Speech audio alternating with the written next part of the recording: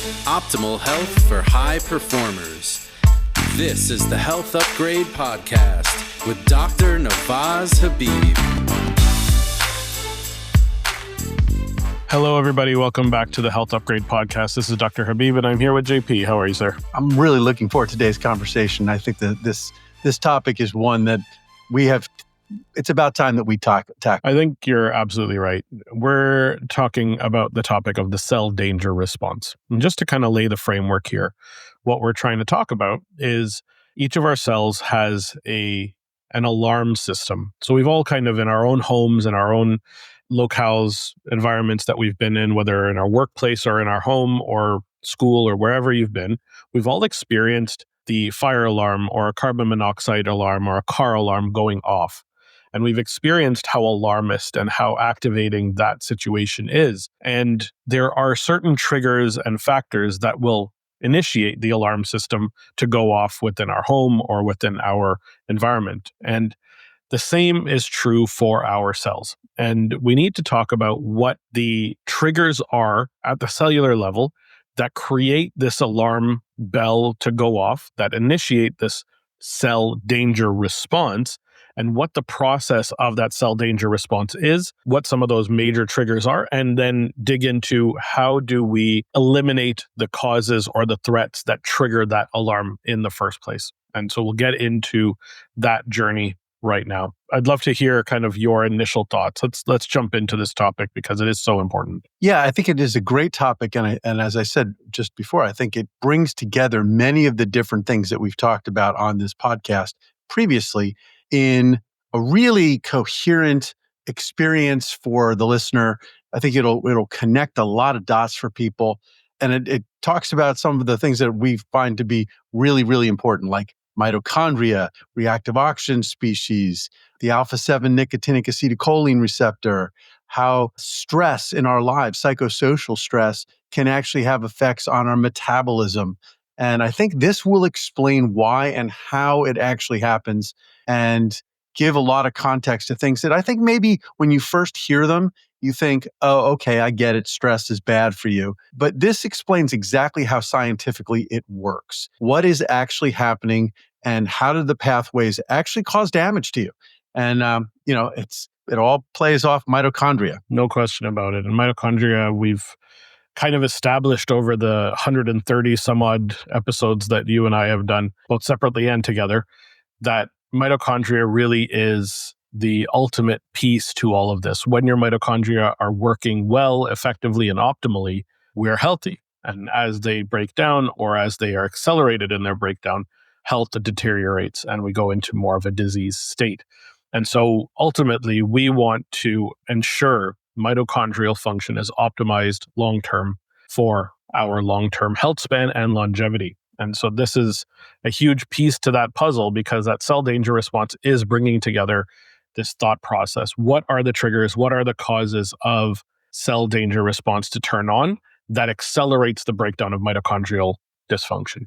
All right. Yeah. In fact, mitochondria are the engines of the cell danger response. The cell danger response, technically speaking, is mitochondria releasing high levels of reactive oxygen species, in some cases releasing their DNA, which literally just floats out of these pores that form in the sidewall of the outer membrane of the mitochondria. And that presence of bacteria-like DNA, I mean, that's what mitochondrial DNA looks like. It looks like a bacterial DNA. It's in a loop, a plasmid loop, much the way bacterial DNA would be, or viral DNA. It's not like our nuclear DNA in our eukaryotic cells. So the cell has inflammatory responses to that. It's called the sting response. So that sting pathway is activated, so you get inflammation. So you get reactive oxygen species, you got inflammation.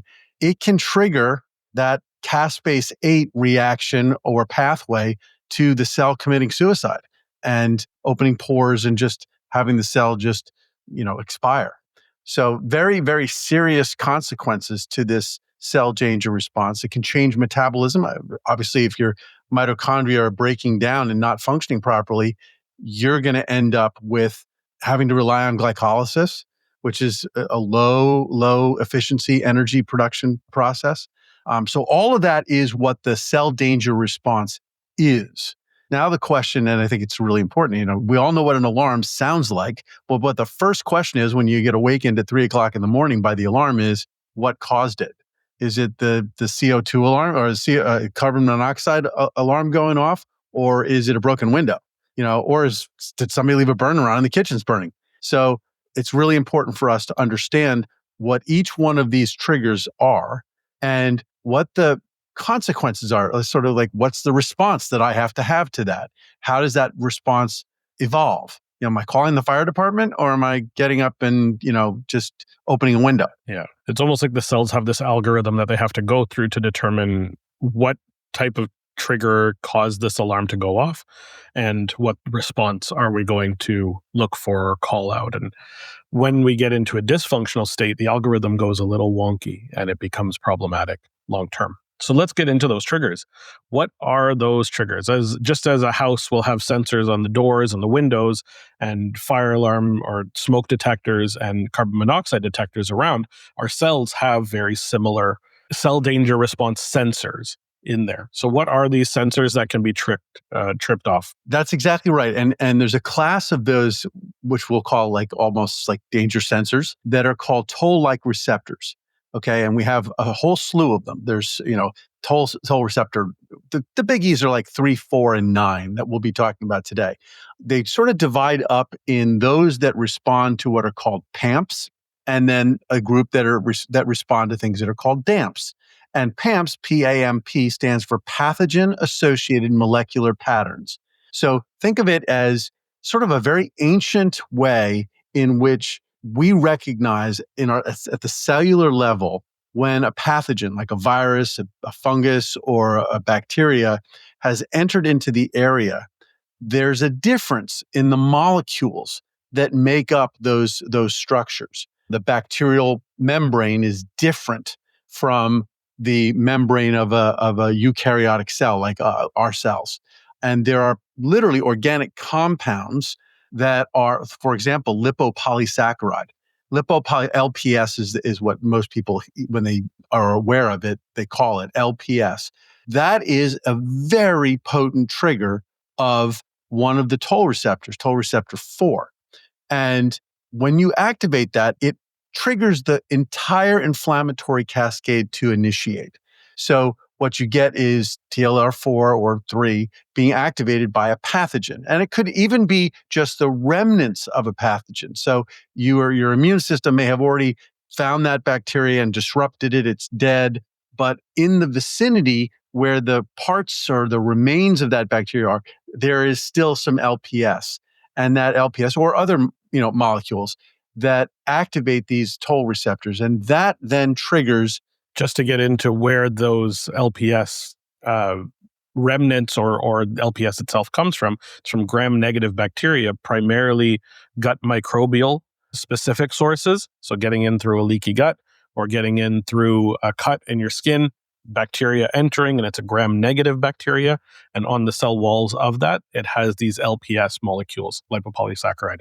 And those go into the bloodstream and they can then enter or cause this issue to occur. So it brings in the microbiome piece as being a potential trigger when dysbiotic, when there is a leaky gut, when there is this epithelial breakdown happening in the gut bacteria or in the gut layer, allowing for these toxins to enter, and that can be a trigger to the response. And then, we've got 70% of our immune cells by volume there that will have this toll-like 4 receptor activated when LPS comes in, and that's going to trigger the cell danger response in those immediate cells. But when it kills off those cells, JP, as you said, those remnants can go into the bloodstream and can enter other cells. And so I believe there's a quantity that a piece to the LPS activation that talks about, there's a lot of this LPS. So now we have to react heavily. There's almost like a connection between how much of this is present and how reactivity is created accordingly.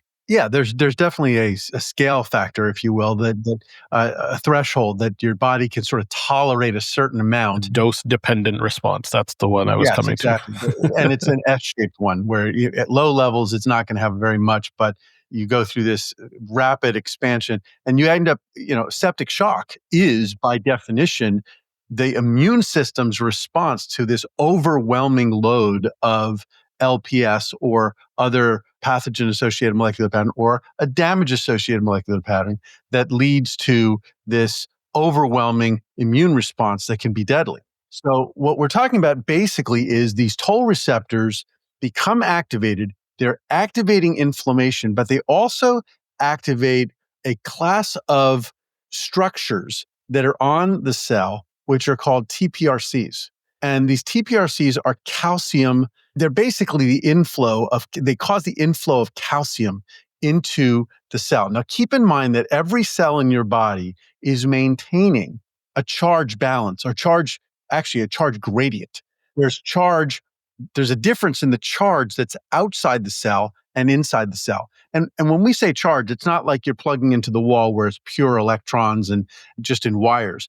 What we're talking about is chemicals and oftentimes metal ions like calcium and potassium and sodium that when they're in solution, they exist in a state where there's an electron that's been stripped off.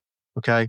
So you've got a positive charge in the fact that this metal ion is sitting either inside or outside the cell. And in the case of calcium, you want to make certain that what's inside the cell is not as much as outside, because as soon as you open a pore, calcium is going to rush into the cell. And the cell responds to that.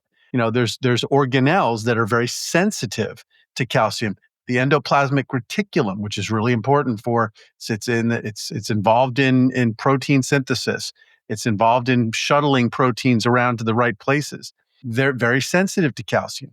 And so are mitochondria. Mitochondria are actually one of the primary functions beyond simply making energy that mitochondria are there for is actually to buffer, which means to modulate the amount of calcium that's in the cell. So if there's too much, it will take some of that calcium in and hold it.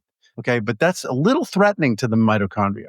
Well, when that calcium floods in because of inflammation, the mitochondria can't function as well as they should because they have little what are called VDACs.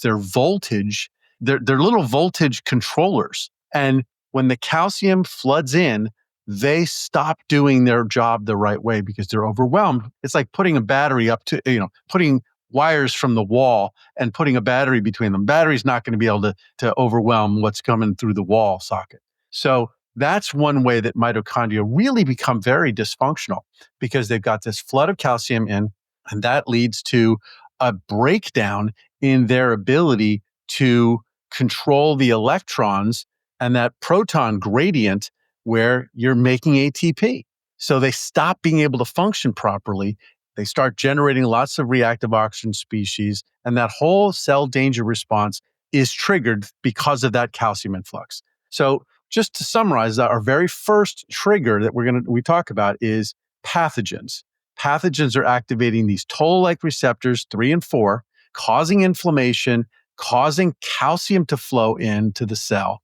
That calcium flows in, it overwhelms the mitochondria, VDAC is involved, and you end up with the cell danger response being triggered. So that's number one. How the cell responds. Yeah, how the cell responds is the cell danger response piece. And we need to identify what all those triggers are. And this is the first one. So why this is important is PAMPs and DAMPs are often clumped together as similar causes. They have some similarities. There's no question about it. PAMPs, pathogen associated, versus DAMPs, damage associated. They will definitely have some similarities. But the pathway and the algorithm that is then triggered internally to create the appropriate cell danger response is different. And so that's where the importance of understanding the next side of this is. So let's talk about the next one here. It is very similar that there's mechanical stresses, if you actually cut yourself. So there's a mechanical shearing that took place along the cells where that blade or that thorn or whatever it is has cut your skin. That response triggers both pathogens because there'd be pathogens coming in, but there's also damage sensors, if you will. And that's more like toll receptor 9. So toll receptor 9 is attuned to seeing molecules that shouldn't be outside the cell. So, much of what we have to do in our bodies is organize where we keep things. Okay. So where are you keeping the iron? Where are you keeping the calcium? Where are you keeping your fat? Where are you keeping, all of those things have to be kept in the right locations. And the cell is no different. The cell has to keep things inside it and not outside. ATP outside the cell is a challenge. Nuclear DNA outside the cell is a danger response. And these toll receptors are looking to see whether or not there are things that should be inside the cell on the outside. And if they recognize it, they recognize that some damage has happened, some trauma, mechanical issues. Now, there's a bunch of them that are a bunch of these receptors or sensors that get activated by this, including, it's kind of funny because they're actually mechanical, piezoelectric. I think people are pretty familiar with what piezoelectricity is, but basically it's materials that when you press on them, they turn that mechanical force into an electrical charge. Well, we're so fascinating. Mother Nature is so brilliant. She actually created proteins that have this piezoelectric kind of effect. So you're literally having an electric signal coming in as a result of mechanical stress and pressure that's damaged the tissue. It's also a group of receptors and sensors called TRPV4.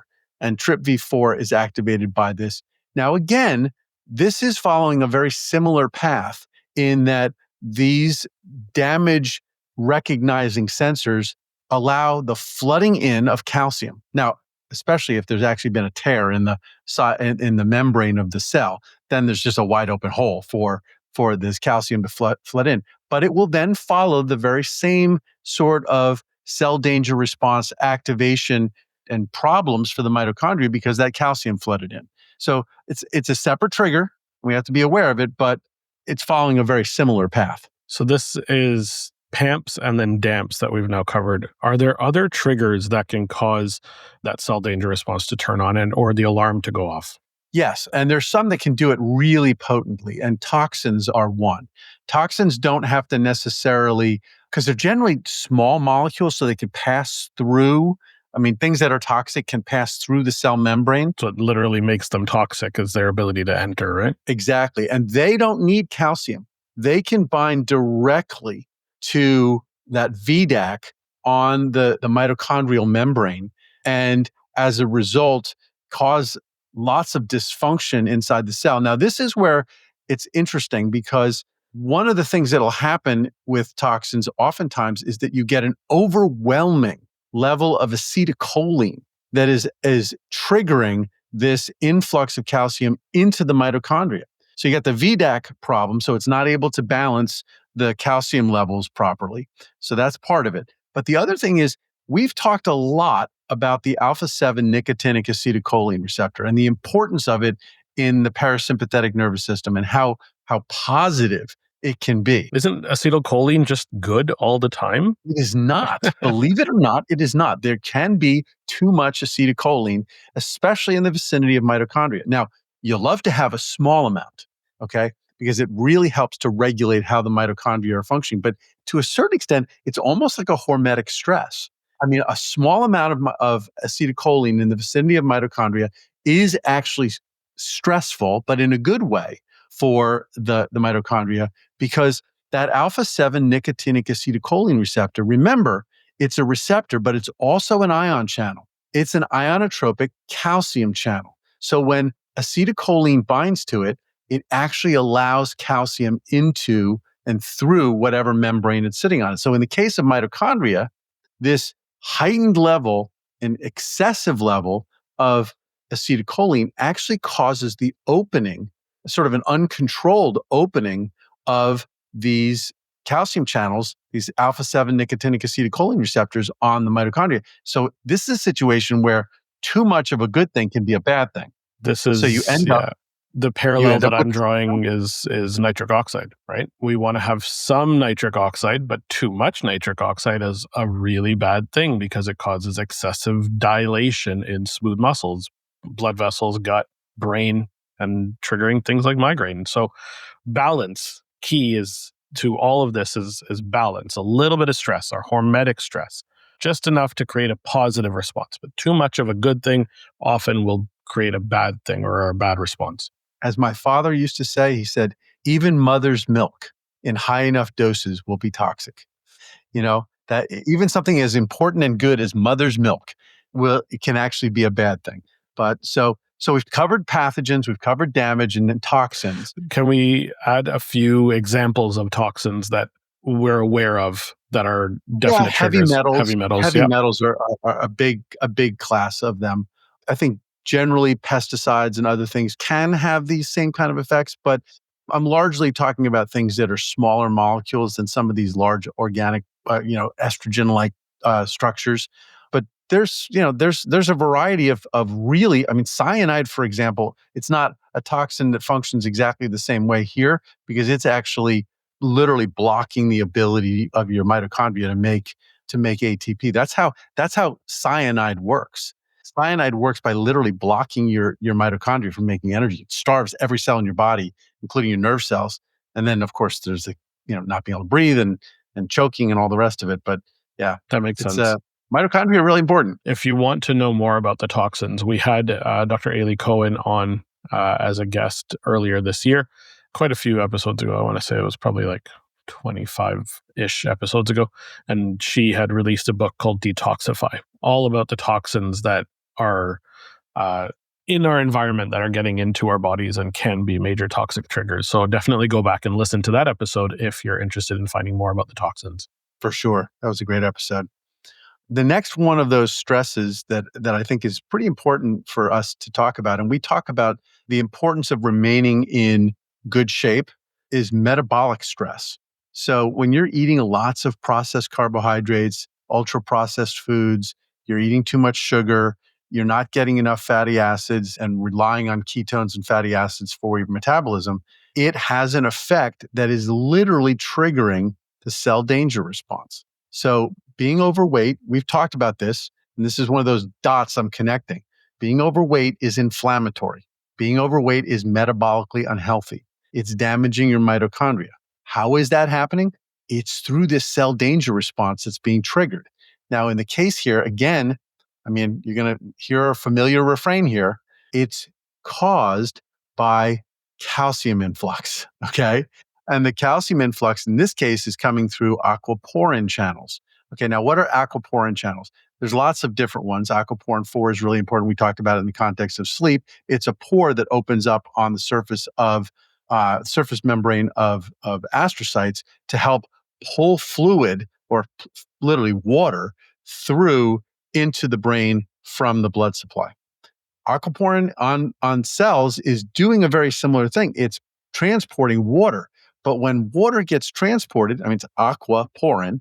When you're transporting water, you're transporting ions that are dissolved in that. And in the case of calcium influx, if you're forcing open on a regular basis those aquaporin channels, you're going to end up with calcium imbalance. And that calcium imbalance leads to it's not as horrible as a toxin, but it's not as acute. It's also chronic. You might be exposed to a toxin and your body has ways of clearing it out. You might suffer with some metabolic issues for a short period of time or maybe even an extended period of time.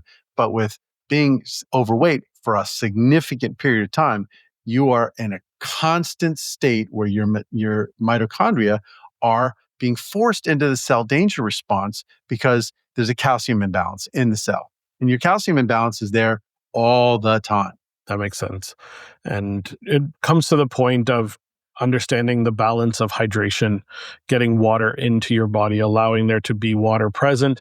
Water itself is not all that needs to be there. We need to have the electrolytes, these specific ions in that water, because when we sweat, we lose ions. In fact, it's the ions that leave first that draw out the water from our sweat glands. And that's how water flows through us.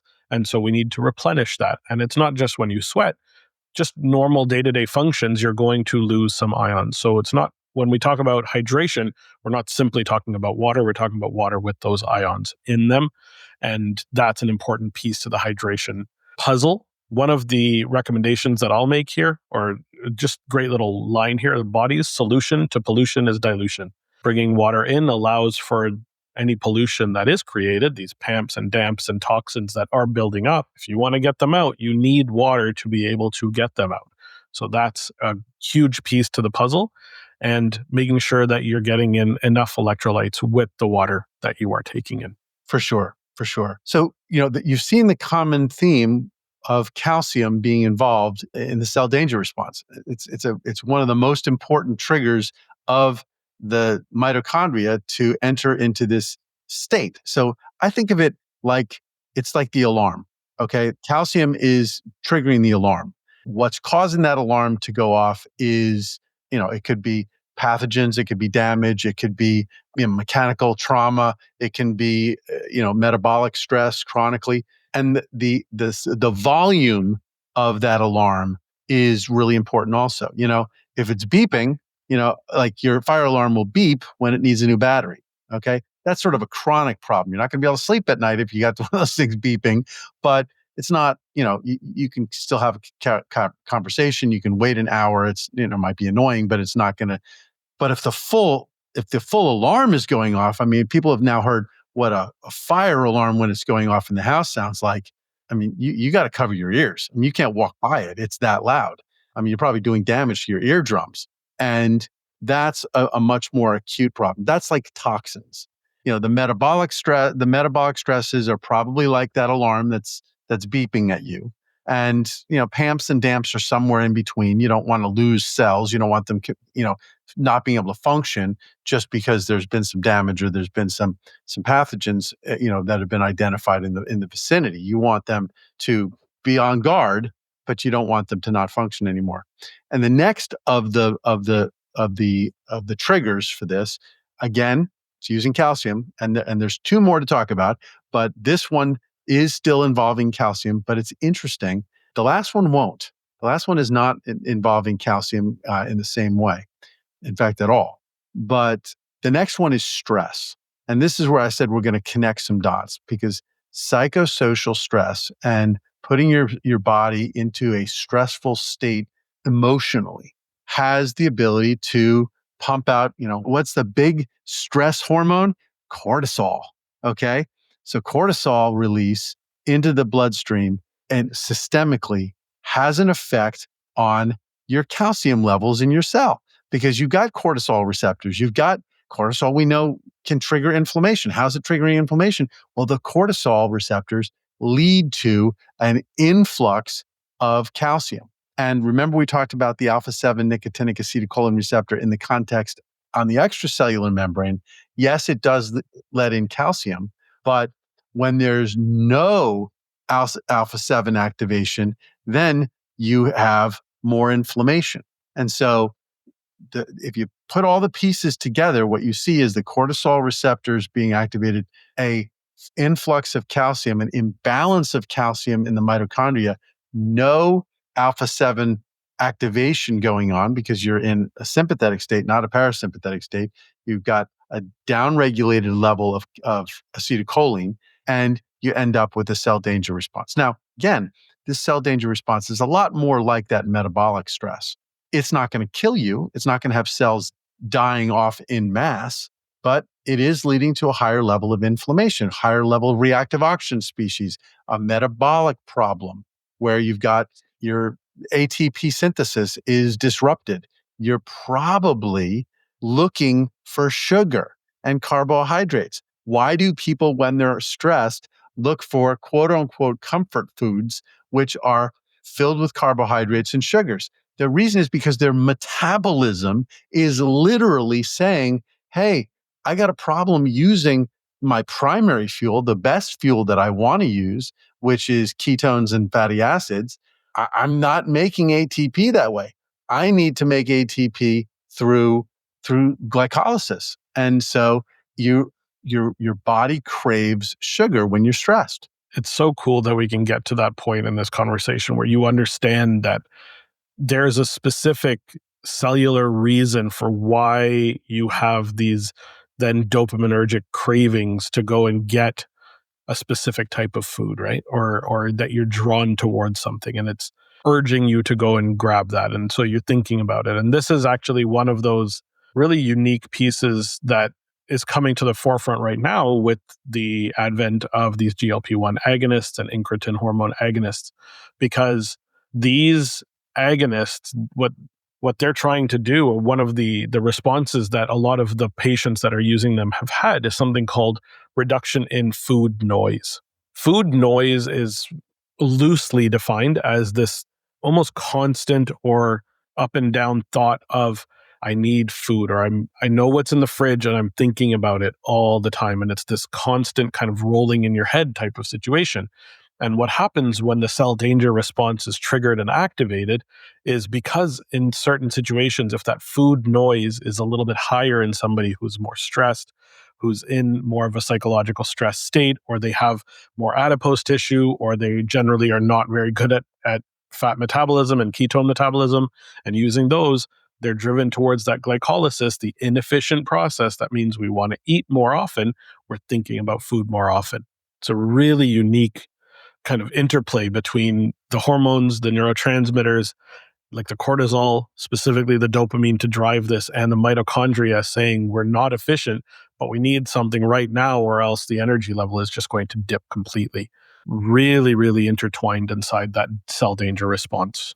And I mean, it's the other side of it, but this is why stress fatigues you. Yes. This is why stress makes you feel fatigued. This is why when you have that cell danger response across the board, it's why being sick fatigues you. That's why, injury fatigues you. That's why being overweight fatigues you. That's why, yes, toxins can do the same thing. They can actually kill you. But it's stress. Stress is wearing you down because it's literally reducing your mitochondria's ability to produce the fuel that your body needs. That's the flip side. Yeah, 100%. You mentioned the last one. There is one more to go to. Let's dig into that last trigger for the cell danger response. This may be a little anticlimactic, but hypoxia. So when your body just literally doesn't have enough oxygen, oxygen is driving the entirety of, it's specifically involved at complex 4. So again, harkening back to how mitochondria actually generate energy and ATP, it's really a battery. It's creating a battery by complex 1, 2, 3, and 4, pumping charges, protons and electrons on opposite sides of a membrane, and then bringing that charge over to the ATP synthase, which has a tube that sits on both sides. The opening are on both sides of the membrane, and the charge can pass through the center of it and turn a little wheel. And it's literally a little wheel. It's like a little paddle wheel at the bottom, and that adds a phosphate group onto an ADP, turning it into ATP. So if you don't have oxygen, if your cells are being starved of oxygen, what happens is you get a backup at complex 4. And that backup at complex 4 leads to, it's sort of like overcharging a battery. What's going to happen? Well, not good things. Battery could blow up. Well, that's sort of what happens to mitochondria. What you see then is this massive overcharging of the membrane, inner membrane, and you start to see charge leak through the membrane. And when protons and electrons are moving through that membrane, they're not moving through the ATP synthase the way they're supposed to, you get this leaky problem that ends up producing reactive oxygen species. And so one of the big things, one of the big problems is that, the only way to dissipate this battery is to create damaging molecules. Now, here's an interesting point. We have in the past talked about uncoupling proteins. And uncoupling proteins are proteins that allow you to dissipate some of that charge in a way that is not making ATP, but it's making heat. And it does it in a way that doesn't create reactive oxygen species. And there's also a difference between glucose metabolism and fatty acid and ketone metabolism. Now, there's lots of differences between them, but turns out that the charge gradient is lower if you're surviving on fatty acids and ketones. It's higher if you're relying on glucose. So what is the practical upshot of that? If you are going to be in a hypoxic state, so for example, what's a good example? If you are going to go climb Mount Everest, you're definitely going to be, but even going up in an airplane, okay? If you go up in an airplane, when you're at 35,000 feet, the oxygen concentration that's in your bloodstream is significantly lower because the amount of air, the air is thinner. They can't pump air into the plane at what you would get at sea level when you're at 35,000 feet because the pressure difference is so great that the airplanes literally can't handle that. Okay. So what they have to do, and we've all experienced it, if you bring a water bottle on a plane, it goes up and you open it, but when you come down, it crinkles back up so it's changing the air pressure on the plane. When you're at that hypoxic state at 35,000 feet, I mean, if you've ever taken a long flight across the Atlantic or across the Pacific, how tiring that is. It's very tiring. And the reason is because you are depleting you're causing hypoxia. It's actually damaging to your cells because you're triggering the cell danger response because you're getting a buildup of charge, but you can't dissipate it. So 2 little hacks are: 1, eat some foods that have polyphenols in them and can act as uncoupling proteins to help you reduce the cell danger the consequences of this hypoxia in the cell danger response. Or don't eat sugar. Don't eat sugars and carbs before you get on a plane. Get yourself into at least a mild ketogenic state. And I mean, there's lots of places where you can buy those ketone ester drinks, ketone IQ and things like that. Drink those. Use that as your fuel to make it through that flight. And so that your body is relying on a lower level of charge gradient, and maybe you won't have as much fatigue. Maybe you won't be so tired. Maybe you won't feel so shot. Maybe your cell danger response won't be elevated. Maybe you'll recover. I mean, I know sometimes when I'm on a plane, the next day you just feel shot. I always say my run is going to not be anywhere near as good the next day after a flight. And that's the reason why. Now, once you get into a ketogenic state, it's a lot easier. So I love this because you're showing us a practical application to the cumulative buildup of all of these different triggers that can push us in that cell danger response. And I think this is an important factor here, is the cumulative factor of, do you have a little bit of PAMPs? Do you have a little bit of DAMPs associated activation? So is there a little chronic bit of pathogens, a little bit of LPS rolling in through a slightly activated leaky gut, right? Is there a little bit of damage because you're not physically as active as you should be and your muscles are breaking down and there's a little bit more visceral fat in your muscles and whatnot? Is there maybe a little bit of toxin coming in from wearing more polyesters that are coated in toxins and microplastics? Is there a little bit of hypoxia because your breathing patterns are less than optimal or your hydration is less than optimal?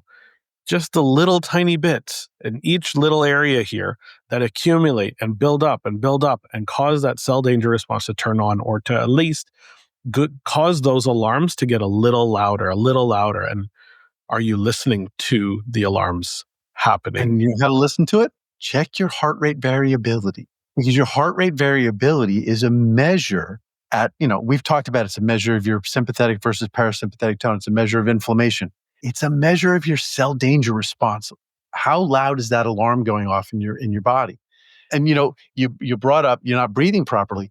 This is why deep breathing is sufficient to lower inflammation. We talk, there's a famous guy, Wim Hof. We've talked about him a few times. And some of the things that he's been able to tolerate, literally levels of LPS that he has been able to dissipate in his body. So LPS, we talked about it before, it's activating the cell danger response through the pathogen associated molecular patterns pathway.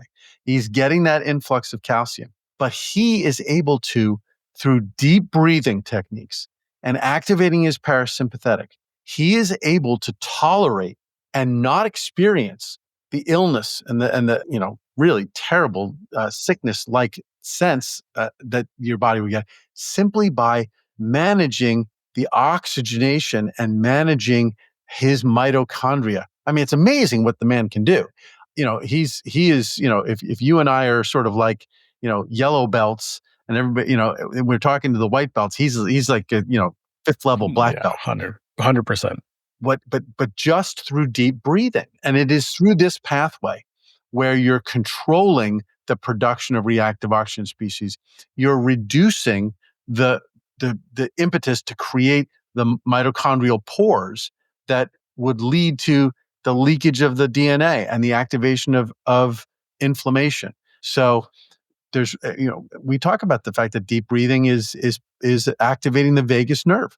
Well, you're activating the vagus nerve, but you're also, and I shouldn't say also, and part of that is lowering the cell danger response. That's exactly it. And when you have a level of autonomic flexibility like Wim Hof, the famous experiment that he was a major part of was literally having LPS injected into his body at a dose that in theory would kill somebody. And scientific practice, I'm sure it had at some point.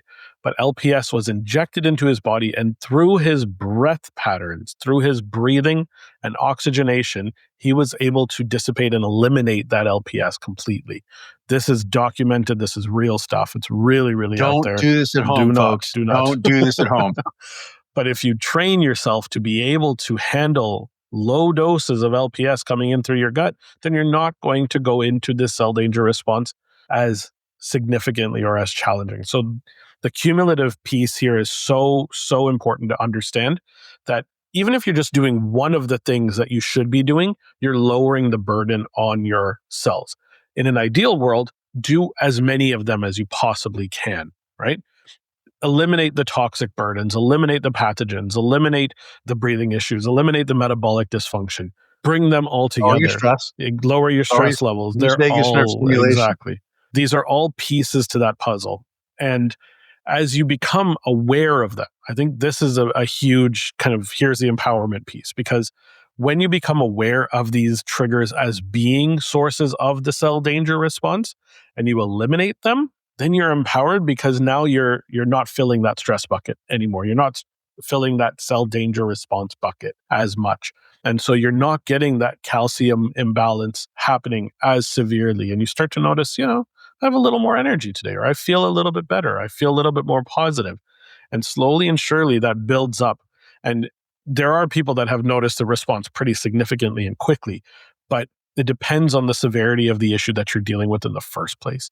If you're in a low grade, constant, mild inflammatory cell danger response because a few things are wrong and you start changing them, you might not notice the change immediately. But as soon as you fall back down into that chronic state, you realize how far you had gotten up that hill. And that's where consistency and discipline come in to play a massive role in enabling you to say, I can do this. So I just wanted to plug that in here. In terms of what then happens, we talked about, or you mentioned the reactive oxygen species pop up, the inflammatory burden goes up, the inflammatory cytokines become released, mitochondrial DNA is released, and the cells start breaking down. Let's go into that. You're killing your glutathione production. You're killing your melatonin production. All of the antioxidants that your mitochondria rely on are now being depleted because you're in this inflammatory state.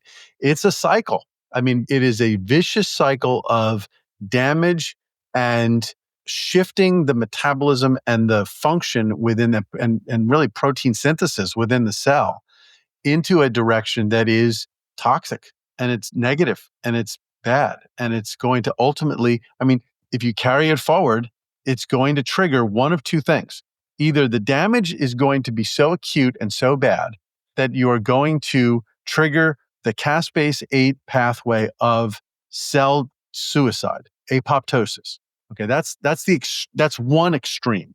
But another really important piece, and this, I love the fact that this ties back to what I'm about to explain, is aging. Okay. Because what's happening is, as you enter into that cell danger response for a chronically long period of time, you are so disabling your mitochondria. The mitochondria cease to be able to even cause apoptosis. Okay? So what happens is, now your cell enters into a state where it's highly inflammatory. It's secreting all sorts of cytokines and other negative, toxins into the environment. It's not functioning properly. Now, if it can do one of two things, it can become cancerous. Okay, it's certainly something that is possible. We'll get into at some point, the statistics of people who are overweight. They have a higher risk of cancer. They have a higher risk when you're stressed. You have a higher risk of cancer. You have a higher risk of atherosclerosis and other things when you're stressed and you're overweight. All of these things are a function of the cell danger response. Okay, that chronic existence in a low level cell danger response mode leads to mitochondria being so disabled that your cells can become either cancerous or senescent. Okay, and so what are senescent cells? They're basically zombie cells that can't die, and they are causing problems for the surrounding area, and they're not functioning properly. Now, there are senolytics, which are a class of supplements or medications that purport to be able to cause those cells to die off. I'm actually, in the process of putting together a protocol to study whether or not vagus nerve stimulation acts as a senolytic, because it stabilizes and restores enough mitochondrial function through activating that nicotinic acetylcholine receptor on the mitochondria, lowering inflammation enough that the cell can regain the ability to kill itself. So these zombie cells can be cleared out. And that's anti-aging. I mean, the senescence is by definition, it's a synonym of the word aging. So if you have an ability to use the parasympathetic nervous system to reduce the senolytic burden or the senescent burden in your body, that's a wonderful thing. You do it with deep breathing, and you do it by lowering the cell danger response. This is huge. One question for you. We've talked a little bit about stress. You mentioned the stress levels playing a massive role in initiating the cell danger response through a cortisol mechanism. Is there a higher vulnerability when there is a childhood trauma or something that happens when we're younger that predisposes this cell danger response to become hyper vulnerable, or people to become hyper vulnerable to going into this state more regularly? Yes, it's very sad that the level, it does it through a couple of different mechanisms. One is clearly the cortisol level. Second is a priming of immune cells. I mean, you actually end up with primed immune cells that are, they're sort of like a trigger at a low threshold. They will be triggered into being inflammatory. And that actually happens at the epigenetic level. Trauma causes epigenetic changes to the cell, and things that the cells are supposed to be producing, they're not producing, or things that the cell shouldn't be producing, they start producing. So there's a tie between cortisol, stress, and early childhood trauma to cancer rates, to cardiovascular death, to all sorts of problems. So it is truly a tragedy, not just for the child today, but for that individual for life. And for children of that child. Because remember, epigenetic changes aren't just in your somatic cells, they're also in your germline. And so the idea of, we talked about this on an episode, it's intergenerational, the changes. So, you're not just injuring that child, you're injuring that child's grandchild, child and grandchild. So it's pretty devastating, especially in women, because remember, I mean, the eggs that will become the grandchild are inside the pregnant mother. Yeah. I wanted to make sure that was prime, because it's the rate of, when I'm speaking with a client, when I'm speaking with somebody and I'm getting the in-depth breakdown of their life story, and we're going through kind of the timeline, what happened when they were younger, when they were midlife, older, and any trauma at some, like, I will say that it's close to 90% of my clients that I have a consultation with, 90% of them have some sort of significant either emotional or psychological trauma that had occurred at some point. Not always childhood, like the loss of a loved one, loss of a child, thing like that. Those are major traumas, obviously, and they happen when you're a little bit older, but they still are predisposing. There's still very much this hyper cortisol response, hyperactivating, filling that stress bucket so significantly, cannot be misunderstood. Like, it's just so, it's across the board. Almost every single person that I work with has some sort of psychological trauma that has occurred. You are speaking exactly to what we found when we ran the 1,000-patient study, which was actually ultimately an outcropping of the 150,000 subjects that we looked at in the UK, identifying people who suffered with multiple symptoms simultaneously. Things like anxiety and depression, headaches, insomnia, widespread pain problems, gastric motility problems, breathing problems. We didn't get into cardiovascular, but I'm sure they were there as well. When you looked at these patients who suffered with multiple ones of these problems, and when you actually queried them about their symptoms, they experienced symptoms of all of them. And when you brought them in and you talked to them, they all of them said, I used to be healthy. I used to be the athlete. I used to be, the guy who never got sick. And then something happened. And yes, sometimes it was a trauma, mechanical stress. Sometimes it was some pathogen that they had come in contact with and had an extended period where they were dealing with that inflammation. But many, many, many times it was a function of stress. Some stressful event, some traumatic, emotional or financial or, some sort of stress experience that was extended, losing a loved one, losing your house, losing your job. Victim of a crime. Yeah. Yeah. Something that was devastating to them emotionally put them into a trajectory of illness.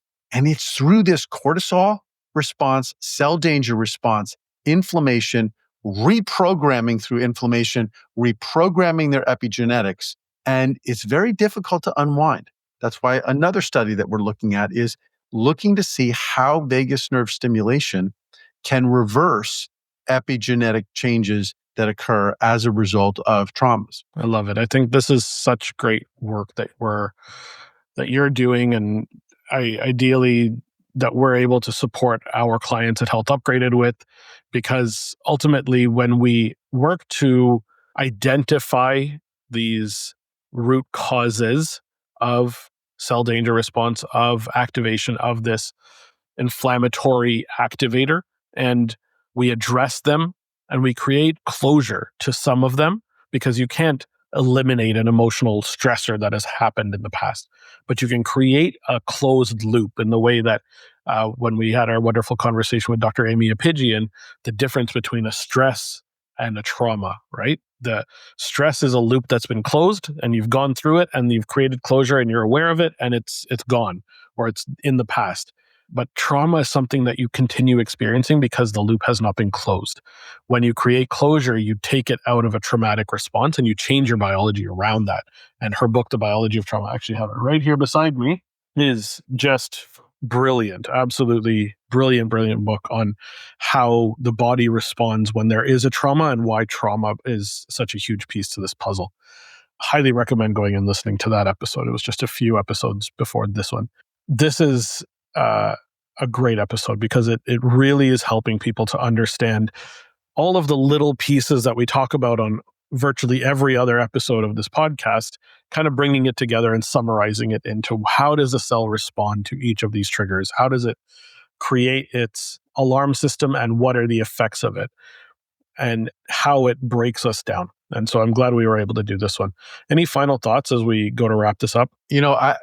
My only thought is that we have to come up with a really good title for this one, because just calling it the cell danger response, I mean, some people will get it, but we need to come up with it. This is like the Nexus episode. This is the episode that brings so many things together and makes it so clear. If you understand this episode, you're going to understand and really appreciate all of the other episodes you've listened to. And if you haven't listened to them, go listen to them, because then you get all the rest of the pieces and it will all come together and it will give you a really complete understanding of this inflammation, autonomic nervous system, leaky gut, mitochondrial health, aging, longevity. That we're trying to show you. So Yeah, I think this has been a good episode. Yeah, this has been wonderful, and I'm excited to see where we go after this one.